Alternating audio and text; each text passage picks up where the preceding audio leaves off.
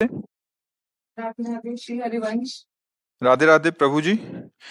महाराज जी, जब परमात्मा का नाम लेते हैं तो दो तरीके समझ आए। एक तो जिह्वा से बाहर नाम लेना, दूसरा ऐसा पुकारना जैसे पास के कमरे में से माँ भाई बहन को पुकारते हुए बार बार बुलाना, इस भाव से वो सामने आ जाएं। मेरा मार्गदर्शन करें महाराज जी, मैं दोनों में से किस तरीके से बुलाऊं? मतलब एक तो जिह्वा से बाहर लेके और एक तो पुकारते हुए। देखो, एक होता है वाचिक, फिर होता है उपांश, फिर होता है मानसिक। परा पश्यन्ति मध्यमा वैखरी, ये वाणी है।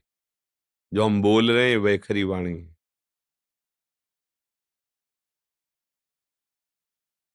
ये उपांश है, चल रहा है। ये मानसिक है, बिल्कुल शांत मन, शांत इंद्रियां, और वो परावाणी से भजन हो रहा है। तो हमें अपनी स्थिति देखनी कि हमारा भजन कहाँ से कहाँ तक पहुंचा है। यदि हमारा थोड़ा मानसिक जप करने के बाद मन भाग रहा है, तो हमें मानसिक जप पे ज्यादा नहीं टिकना चाहिए, हमें तुरंत वाचिक पर आना चाहिए। भाग रहा है ना, अब वो बनेगा नहीं सही। अगर हमारा मन थोड़ा हमें सहयोग कर रहा है तो उपांश जप में आ जाना चाहिए। ऐसे अब लग रहा है कुछ जप रहे हैं, पर क्या जप रहे हैं, कुछ लग रहा है ऐसा। मानसिक जप ये होता है, सामने मंत्र है, कान में सुनाई दे रहा है, आंख में एक एक अक्षर जमा हुआ है, और अंदर से परावाणी से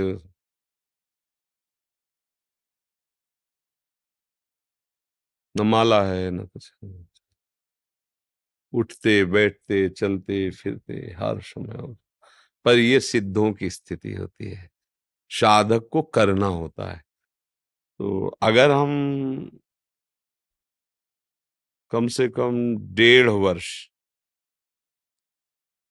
जवान से अभ्यास करें, राधा राधा राधा राधा राधा राधा राधा राधा, बिना प्रयास के उपांश चलने लगेगा। और अगर हम और कुछ समय उपांश का अभ्यास करें तो फिर मानसिक में स्थिति आने लगेगी। पर इतना करने में बीच में जो यात्रा बहुत घबराहट की है। जब पाप नष्ट होते हैं तो जलन पैदा होती है, नाना प्रकार के जो जिंदगी में कभी भी झगड़ा द्वेष अपमान हुआ होगा सब याद आएगा। सब जो पाप किए हैं वो सब सामने आए, क्योंकि भस्म होगा ना। और उस समय साधक को टिक पाना बड़ा कठिन होता है। अच्छा, जो कमजोरी रही वो तुम्हारे सामने उपस्थित हो जाएगी। जैसे आप काम, क्रोध, लोभ, मोह, मद, वही तुम्हें दबाना शुरू कर देगा, क्योंकि अब युद्ध शुरू हो गया ना। नाम अब विजय करवाएगा ना, तो नाम न छूटे, उत्साह न टूटे, और आप आगे बढ़ते रहो तो जीत जाओगे। और इसके लिए साधु संग बहुत जरूरी है। जैसे हम कहीं हार रहे हो और कोई हमारा विश्वास नहीं कह दे, जीत गए जीत गए, अरे बस जीत गए, उठा पटक बस पटक, तो उसमें बल आ जाएगा। उसने दिया कुछ नहीं, वाणी से केवल बोला तुम निकल गए, घबराना मत, आप बस आगे निकल गए, आप निकल जाओगे। अरे तुम क्या निकल पाओगे, गए गए, वो निरुत्साहित होकर मर जाएगा। क्यों? उत्साह बढ़ाना। तो संत संग क्या करता है, हमें रोज उत्साह बढ़ाता है भगवत भजन के लिए, भगवत प्राप्ति के लिए।